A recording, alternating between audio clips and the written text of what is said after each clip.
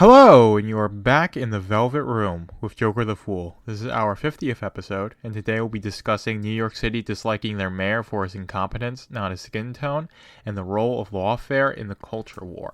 So we're going to get right into this. There's this video from Homology 101 that piqued my interest. They'll be in the description below if you want to check it out. But basically, it's Eric Adams going on and saying, have you ever seen so much chocolate in this, cabinet administration, whatever the term is, talking about how all of his deputy mayors are black, how the police commissioner is Hispanic and speaks Spanish, and all these sorts of things. And that's why people criticize him, and that's why people come up against him. And I'm here to say that it's not that at all. It's because New York City is a complete fucking shithole, and he's only making it worse. And I don't even pin all the blame on Eric Adams. He inherited all the problems that de Blasio was basically making for New York City and just exacerbated them. So I don't see Eric Adams as this guy who's the cause or arbiter of New York's situation. It's more or less just him going along with the agenda that all these big democratic cities want to impose onto their populations, and he's walking lockstep and key with that. And the whole thing I find so funny about this, talking about the police commissioners, being Hispanic, speaking Spanish, whatever it is, and you have this very recent case of the migrants attacking NYPD, gets out of the courthouse, flipping off the camera. There's no respect for the leadership from anybody, basically. Maybe a couple of people in Williamsburg, maybe, but basically anybody in New York City doesn't have any respect at all for Eric Adams or what he's doing, because it's a city that's covered in trash. The cost of living is astronomically high, and you've got not only a homelessness crisis of people who are citizens of New York City, you've got all these migrants being imported in, and they just can't deal with it.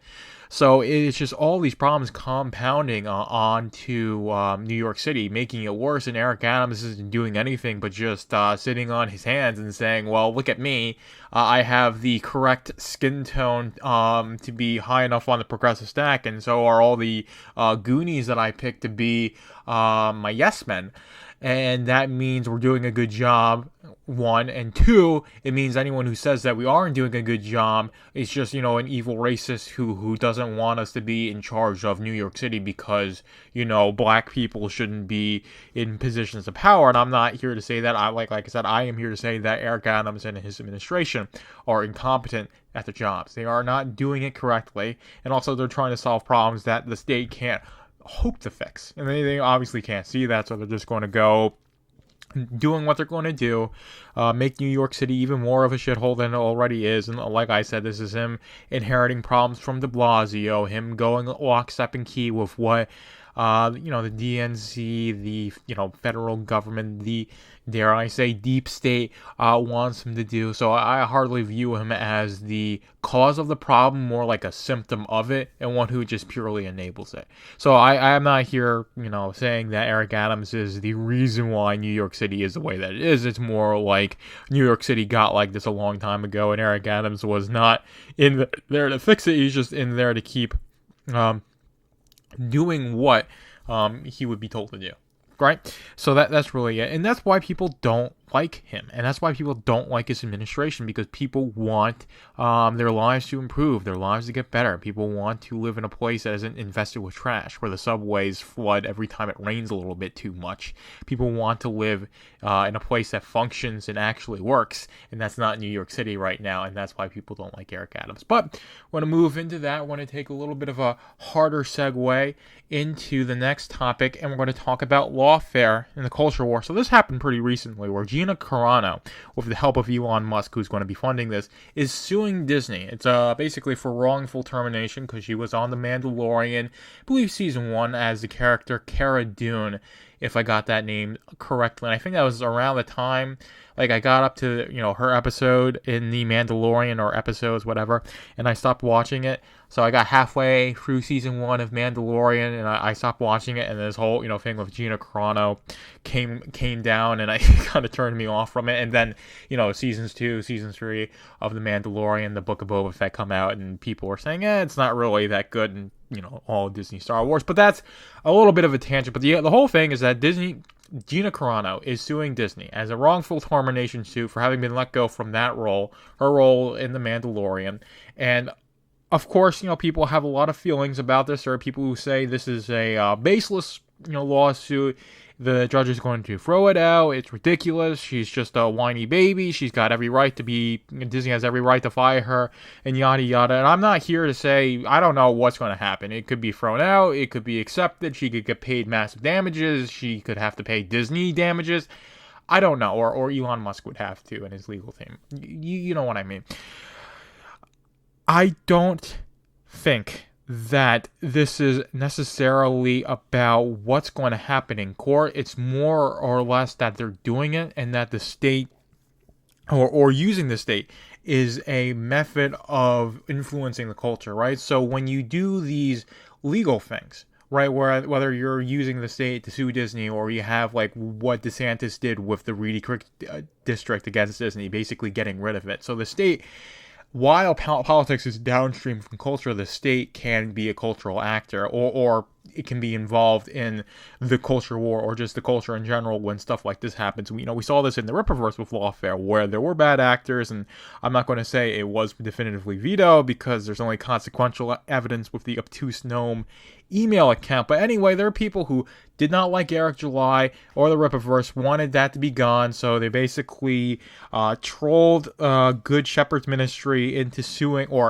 basically filing and going through with the lawsuit process. That got resolved out of court, thankfully, where it was all amicable and neither side admitted wrongdoing. But still, these were people saying, I do not like what is happening in the comic book culture right now with the Rippaverse, so I'm going to use the state to try and make it go away. So you're going to see, and we'll continue to see, the state being used as a cudgel in the culture war, whether there are both sides. And this is something where I support Gina Carano doing this, because it's going to shift the Overton window more towards our side, especially if she were to win. But regardless, this happening says, hey, there was legitimate wrongdoing being done, and here's, making the case for that to be why. Whether or not the state sees that or it gets thrown out, that remains to be seen. But the fact that it's happening does legitimize the fact that Gina Carano was wrongly fired, and it would be even more of a cultural win if she got paid out damages by Disney for being wrongfully terminated. That would be a good thing, culturally for our side, the freedom-minded side. Am I saying that's going to happen? No, I don't think so. Maybe they settle out of court. I do not know exactly what's going to happen with this, but all I'm saying is that we are up against people, leftists, the deep state, the WEF types who have no qualms with using the state, lawfare, passing laws, using the state in any way they can to destroy their enemies, and we have to acknowledge that reality, live in it, and then be able to use the state to defend ourselves and to gain cultural ground. I think this is definitely a good thing, and I want to exaggerate that Gina Carano doing this with Elon Musk is something that's going to be a positive effect for the culture.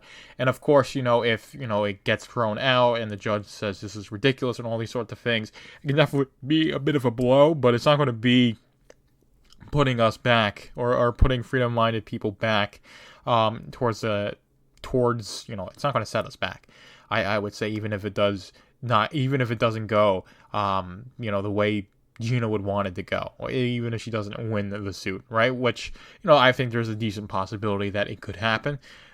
I don't know if, like I said, I feel like I'm saying the same thing over and over again. I don't know if she's going to win or not. It's just there is definitely a possibility that she does. And like I said, if she does, it'd be a massive cultural win. And you'll see more stuff like that if she does win. More people will come forward. People will feel emboldened and confident to file their grievances against the legacy the legacy institutions. And there definitely are quite a lot of people who have been canceled and wrongfully terminated and done wrong against, at least, by the way wrongdoing is defined by the state in its current iteration, that would be able to come forward and have their cases heard in a court of law. And like I said, that would just legitimize their positions. And I'm not one to say that the state should be in the position to legitimize anything. I'm an anarcho-capitalist. I want to peacefully, emphasis on peacefully for any feds listening,